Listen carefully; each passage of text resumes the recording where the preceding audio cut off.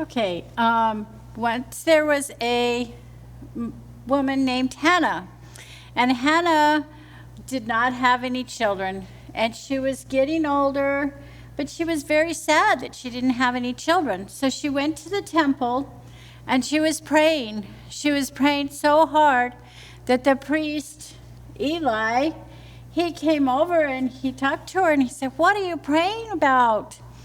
And she said, "I really want to have a baby." And he said, "Don't worry, your prayers will be answered."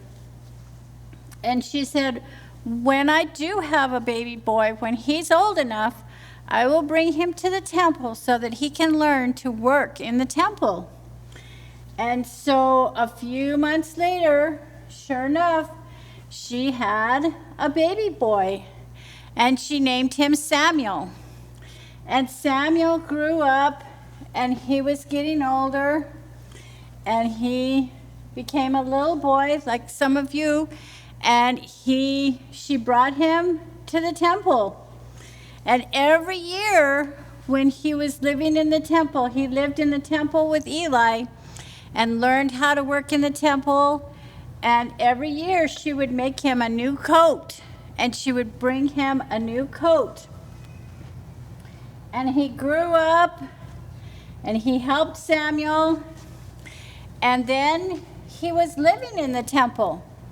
And he had a bedroom off to the side, and here's his bed, and he was sleeping in his bed one night, and the priest, Eli, he was sleeping over in his bed, and Samuel heard a voice, "Samuel, Samuel."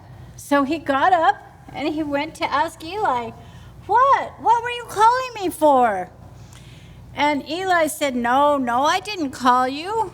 Go back to bed."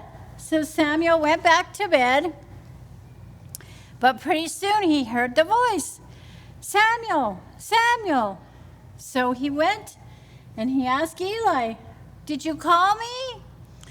And Eli said, "No, I didn't call you. Go back to bed." So he went back to bed, and he had just gotten back to sleep when a third time he heard the voice, "Samuel, Samuel." So he went and he asked Eli, "I heard the voice again. Did you call me?" And Eli said, "No, but it's God calling you. You need to listen. When God calls you, when you're praying or when you're listening to your pastor or your parents, listen very well and obey what God tells you to do." Okay, when Samuel grew up and he became older, God was still talking to him, and God had told him that the king of Israel was not being a good king, so they needed a new king. So Samuel was to go out and find who was going to be the next king of Israel. And Samuel was asking God, "Well, how do I find the best person to be a king?" And God gave him the idea to go make a feast. And he said, "Make sure and call Jesse." And Jesse has lots of sons. So have Jesse bring all his sons to the feast. So let's see, how many sons does Jesse have? He had 1, 2, 3, 4, 5, 6, 7 sons that he brought. And after they had eaten, then Samuel brought up each of the sons. He said, "Well, this one's the oldest, and he's very wise. Maybe he'll be the next king." And God said, "No, not him." And so he looked at each of the next sons. "Not him. No, not him. Not him. No, not this one either. Not this one." And then there was one more, and Samuel thought, well, maybe it'll be this one. But God said, no, not this one either. They all look like very handsome young men, and some of them are very wise. But God does not look at what we look at. God looks at what's in the heart.